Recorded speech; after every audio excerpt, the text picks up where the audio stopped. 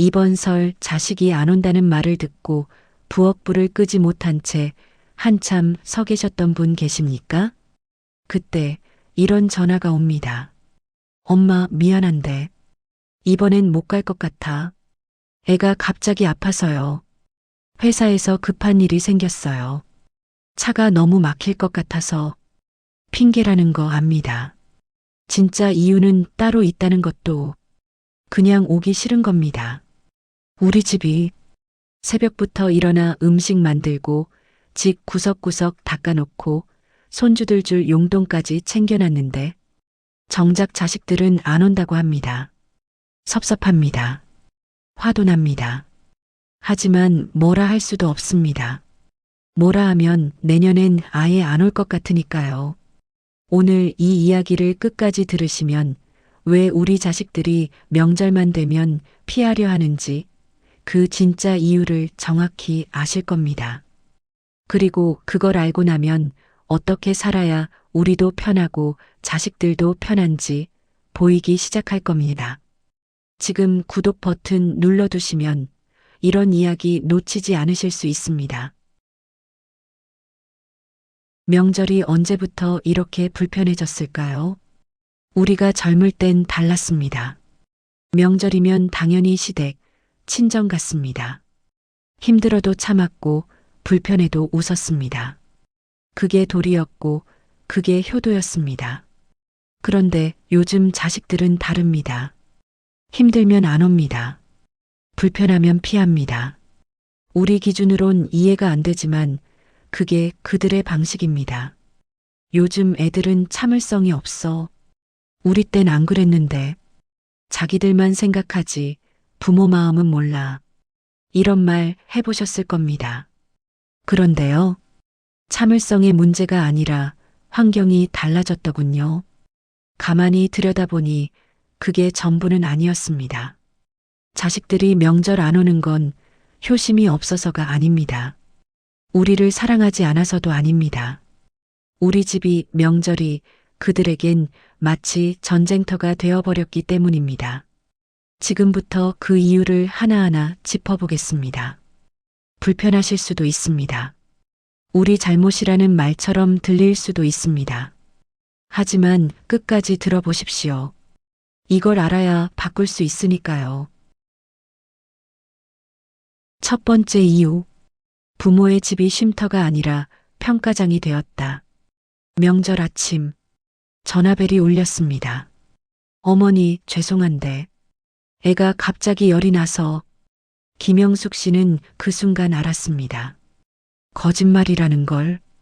전화기 너머로 손주 목소리가 멀쩡하게 들렸으니까요. 텔레비전 소리도 들렸습니다. 웃음소리도 들렸습니다.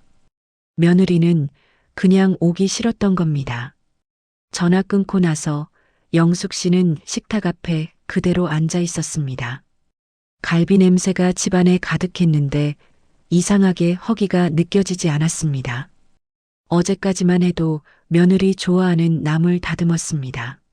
손주들 좋아하는 갈비도 재워놨습니다.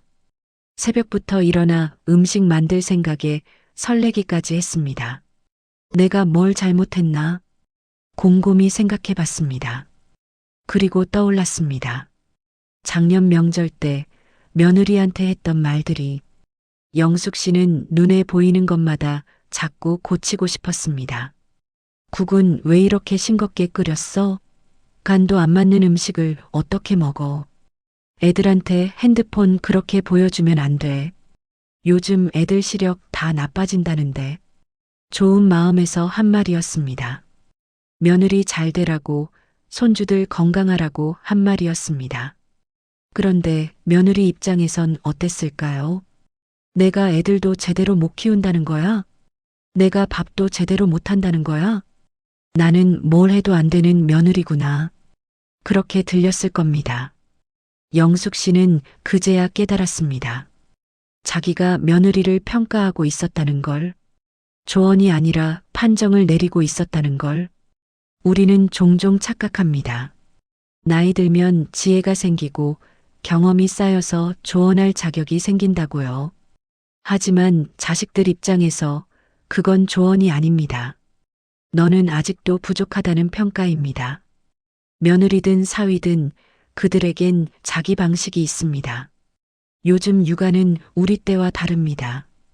아이들 재우는 법도 다르고 음식 주는 법도 다르고 훈육하는 법도 다릅니다. 우리 방식이 틀린 건 아닙니다. 그들 방식도 틀린 게 아닙니다. 그냥 다를 뿐입니다. 그런데 우리는 그 다름을 인정하지 못합니다. 우리 방식이 옳다고 믿고 자꾸 고치려 듭니다. 그러면 우리 집은 어떻게 됩니까? 편하게 쉬는 곳이 아니라 끊임없이 평가받는 곳이 됩니다. 판정받는 곳이 됩니다. 긴장해야 하는 곳이 됩니다. 그래서 자식들은 명절을 피합니다. 사랑하지 않아서가 아닙니다. 지쳐서입니다. 두 번째 이유, 우리가 바라는 명절과 자식들이 감당할 명절 사이의 온도차. 박종철 씨는 명절 한 달 전부터 준비합니다. 수첩에 메모합니다.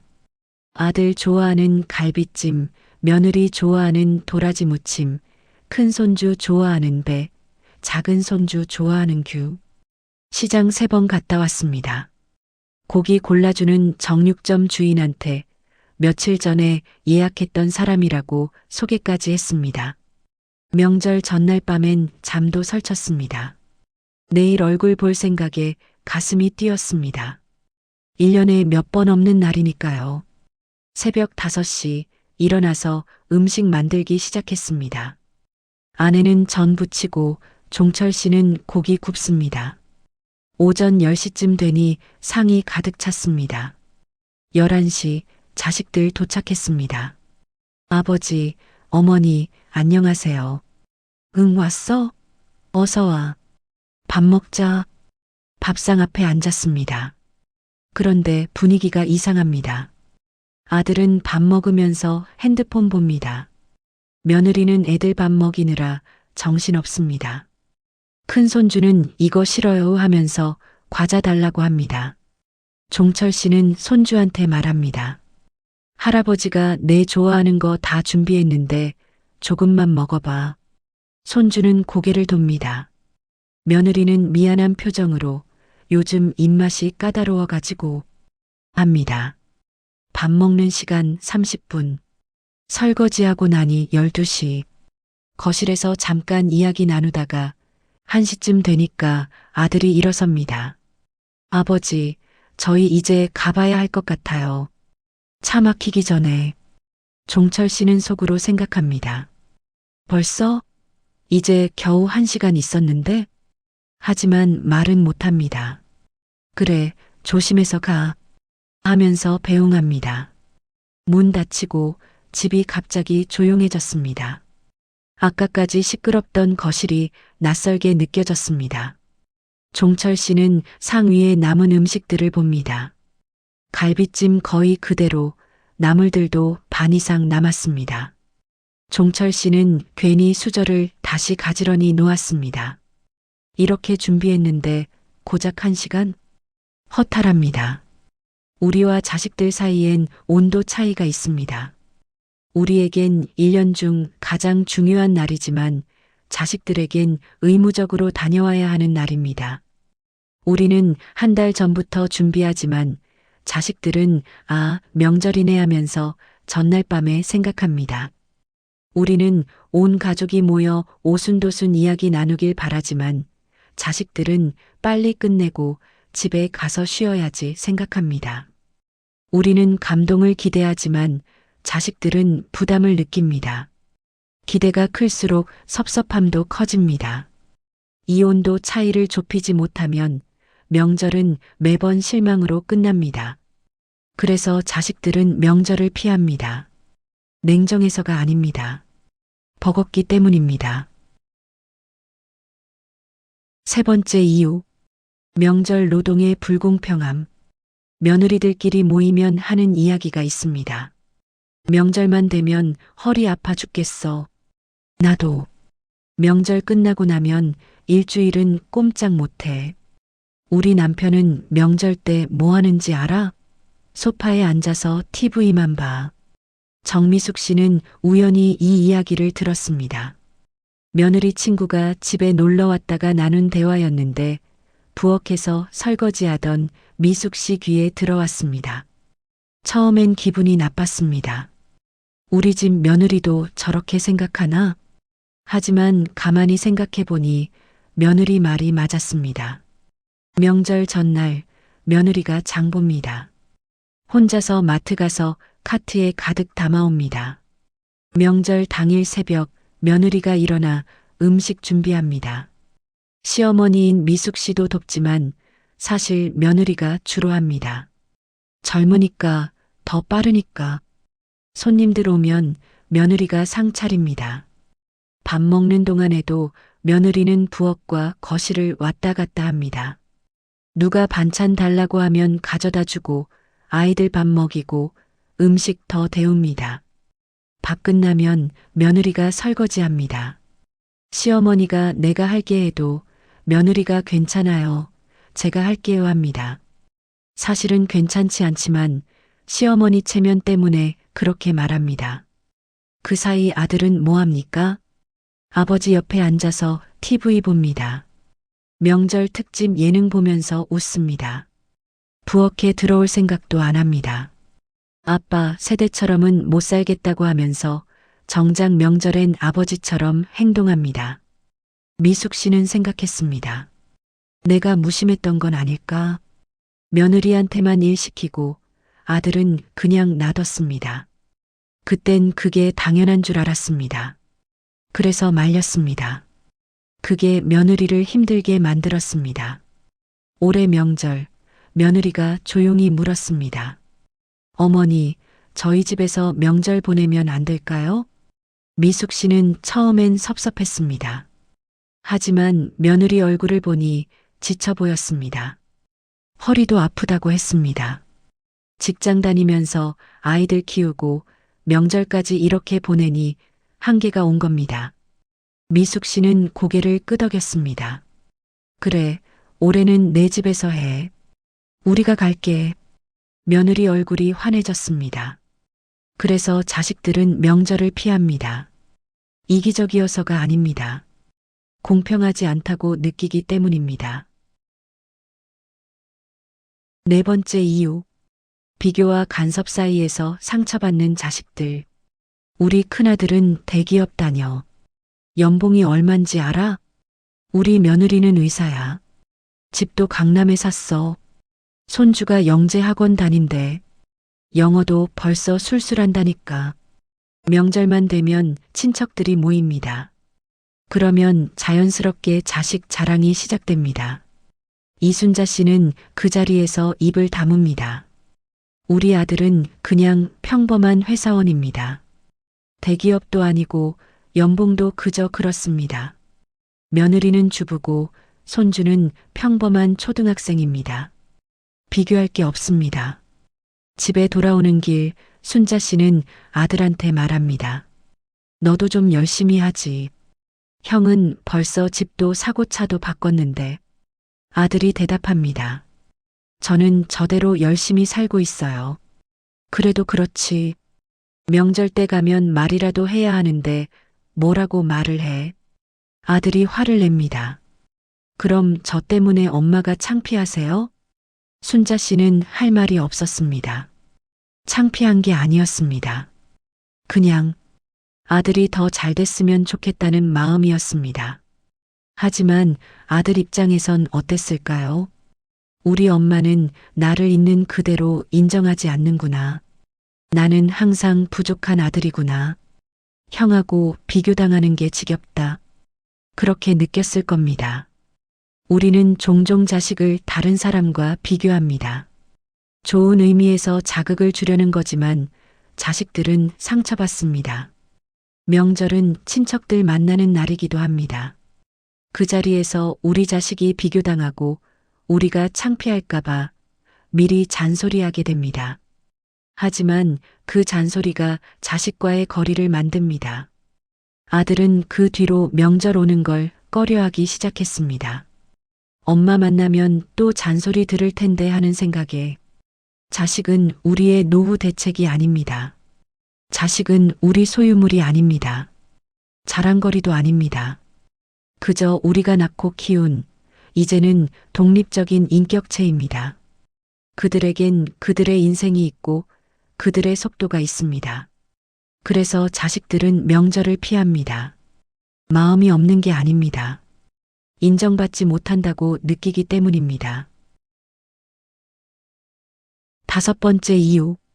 우리의 외로움이 자식들에겐 너무 무거운 짐이다. 전화벨이 울립니다. 여보세요? 엄마, 나야. 오, 우리 딸. 잘 지내? 응, 잘 지내. 엄마는? 나야 뭐. 그냥 그렇지. 목소리가 가라앉습니다.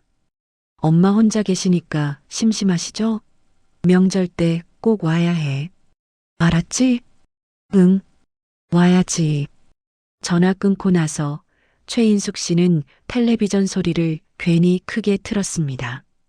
집이 너무 조용했습니다. 혼자 삽니다. 남편은 5년 전에 세상을 떠났고 자식들은 각자의 삶이 바쁩니다. 평소엔 괜찮은데 명절만 되면 외로움이 밀려옵니다. 그래서 자식들한테 자꾸 전화합니다. 언제 오니? 올해는 꼭 와야 한다? 엄마 혼자 있으면 정말 외로워. 자식들은 처음엔 위로해줬습니다. 엄마, 걱정 마세요. 갈게요. 하지만 매번 반복되니까 부담스러워 합니다. 딸이 한 번은 솔직하게 말했습니다. 엄마, 저희도 힘들어요. 엄마 외로운 거 알지만 우리가 다 채워드릴 순 없어요. 저희도 애들 키우느라 일하느라 바쁘단 말이에요. 인숙 씨는 그 말에 충격받았습니다. 자식들이 자기를 부담스러워한다는 걸 처음 알았습니다. 우리는 외롭습니다. 나이 들수록 친구도 줄고 할 일도 없어지고 혼자 있는 시간이 많아집니다. 그래서 자식들에게 기댑니다. 자식들이 와주길 바라고 자주 연락하길 바랍니다. 하지만 자식들에겐 자식들의 삶이 있습니다. 직장도 버겁고 아이들도 챙겨야 합니다. 거기에 우리 외로움까지 얹히면 감당이 안 됩니다. 우리 외로움은 우리가 해결해야 합니다. 자식이 아니라 우리 스스로가요. 그래서 자식들은 명절을 피합니다. 냉정해서가 아닙니다. 짐이 무겁기 때문입니다. 여기까지 들으시면서 이런 생각 드셨을 겁니다. 그럼 우리가 다 잘못했다는 건가? 우리는 평생 자식 위에 살았는데 노년엔 눈치나 보며 살아야 하나? 아닙니다. 우리가 잘못한 게 아닙니다. 우리는 우리가 아는 방식대로 최선을 다했습니다. 자식 위해 희생했고 명절 챙기며 살았고 그게 옳다고 믿었습니다. 다만 세상이 바뀌었습니다. 자식들 세대가 다릅니다. 우리가 바뀌어야 한다는 게 아니라 관점을 조금 틀어보자는 겁니다. 김영숙 씨는 요즘 달라졌습니다. 며느리한테 이것저것 말하고 싶어도 참습니다. 내 방식이 정답은 아니지 하면서 입 다뭅니다. 손주들 양육 방식이 마음에 안 들어도 요즘은 그렇게 하는구나 하면서 넘어갑니다. 그랬더니 신기한 일이 생겼습니다. 며느리가 먼저 물어봅니다. 어머니, 이럴 땐 어떻게 하셨어요? 조언을 구합니다. 영숙 씨가 간섭하지 않으니까 며느리가 편하게 물어보는 겁니다. 박종철 씨도 바뀌었습니다. 올해 명절엔 음식을 반만 준비했습니다. 우리끼리 먹을 것만 만들자 하면서 아내를 설득했습니다. 갈비찜 대신 삼겹살 구웠고 저는 몇 가지만 부쳤습니다. 자식들 왔을 때 종철 씨는 기대하지 않았습니다. 1시간만 있어도 고맙다 하는 마음으로. 그랬더니 오히려 아들이 더 오래 있었습니다. 부담이 없으니까 편하게 있다가 간 겁니다. 정미숙 씨는 아들한테 말했습니다. 너도 부엌일 좀 거들어. 며느리 혼자 하게 두지 말고. 아들이 처음엔 어색해했지만 설거지하고 상 닦는 걸 배웠습니다. 며느리 표정이 한결 밝아졌습니다. 이순자 씨는 아들한테 사과했습니다. 엄마가 너를 자꾸 다른 사람이랑 비교했구나. 미안하다. 너는 너대로 잘하고 있어. 아들이 울먹였습니다. 엄마가 그렇게 말씀해 주시니까 처음으로 인정받는 느낌이에요. 최인숙 씨는 노인복지관에 다니기 시작했습니다. 거기서 친구도 사귀고 노래교실도 다니고 봉사활동도 합니다. 자식들한테 전화하는 횟수가 줄었습니다. 자기 삶이 채워지니까 자식들한테 덜 의지하게 됐습니다. 이 5사람의 공통점이 있습니다. 자식들을 바꾸려 하지 않았습니다. 자기 자신을 바꿨습니다. 명절이 자식들한테 편한 날이 되도록 우리가 먼저 내려놓았습니다. 간섭을 내려놓고 기대를 내려놓고 불공평한 역할 분담을 고치고 비교를 멈추고 외로움을 스스로 해결했습니다. 그랬더니 신기하게도 자식들이 편하게 오기 시작했습니다. 의무가 아니라 그리움으로, 부담이 아니라 반가움으로. 명절은 사랑을 확인하는 날이 아닙니다. 관계의 온도를 확인하는 날입니다. 자식이 명절에 오는 것이 효도의 기준이 아닙니다. 우리 삶이 비어있지 않은 것이 더 중요합니다. 이번 설에는 딱 한 가지만 해보십시오. 오래 있지 않아도 괜찮아. 이 한마디만 먼저 해보는 겁니다. 내년 명절, 자식들이 올 수도 있고 안 올 수도 있습니다. 어느 쪽이든 이제는 괜찮습니다. 오면 반갑게 맞이하고 안 오면 전화로 안부만 묻습니다. 억지로 붙잡지 않습니다. 섭섭해하지도 않습니다. 명절은 1년에 몇 번뿐이지만 우리 삶은 매일 이어집니다. 그 매일을 어떻게 사느냐가 명절보다 중요합니다. 자식들 오는 날만 기다리며 살지 말고 오늘 하루를 채워가며 삽니다. 친구 만나고 산책하고 좋아하는 TV 프로그램 보고 맛있는 거 해 먹습니다. 그렇게 우리 삶을 채워가다 보면 명절은 자연스럽게 편해집니다. 나이 든다는 건 내려놓는 법을 배우는 겁니다. 자식에 대한 기대도 명절에 대한 환상도 하나씩 내려놓습니다. 그리고 그 빈자리에 채우는 건 우리 자신에 대한 존중입니다. 우리는 충분히 잘 살아왔습니다. 이제는 우리를 위해 사는 시간입니다. 명절에 자식이 오든 안 오든 우리는 우리대로 하루를 살아냅니다. 그게 진짜 행복한 노후입니다. 오늘 이야기가 마음에 닿았다면 이번 설에는 이렇게 말해 보십시오. 오래 있지 않아도 괜찮아. 그 한마디가 관계를 가볍게 만듭니다. 이런 이야기가 필요하셨다면 구독으로 함께 해주세요. 다음 이야기에서 다시 뵙겠습니다.